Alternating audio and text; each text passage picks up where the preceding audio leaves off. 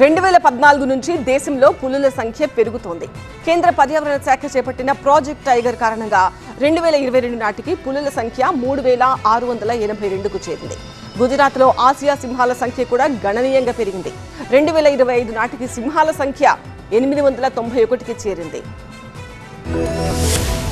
కేంద్ర పర్యావరణ శాఖ మంత్రి భూపేంద్ర యాదవ్ భారత్ లో వన్యమృగాల లెక్క ప్రకటించారు. ప్రపంచ పర్యావరణ దినోత్సవం సందర్భంగా ఈ లెక్కల్ని ప్రకటించిన కేంద్ర మంత్రి ప్రాజెక్టు టైగర్, ప్రాజెక్టు లయన్ పేరుతో పులులు, సింహాల పరిరక్షణ విజయగాథ వివరిస్తూ ఎక్స్ వేదికగా ట్వీట్ చేశారు. భారతదేశంలో ప్రస్తుతం 3682 పులులున్నాయి. 2014 నుంచి దేశంలో పులుల జనాభా 65% పెరిగింది. 2014 నాటికి 2226 పులులుండగా 2022 నాటికి పులుల సంఖ్య 3682కు చేరింది.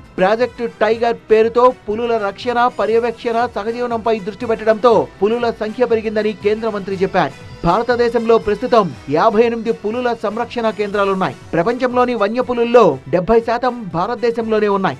కేంద్ర పర్యావరణ శాఖ ప్రాజెక్టు లయన్ పేరుతో ఆసియా సింహాల పరిరక్షణ కోసం చేస్తున్న కృషి విజయవంతమైంది. దీంతో గుజరాత్ లో ఆసియా సింహాల సంఖ్య గణనీయంగా పెరిగింది. 2020 నాటికి ఇండియాలో 674 సింహాలుండగా 2025 నాటికి సింహాల సంఖ్య 891కి చేరింది. సింహాల జనాభాలో 32% పెరుగుదల జరిగింది.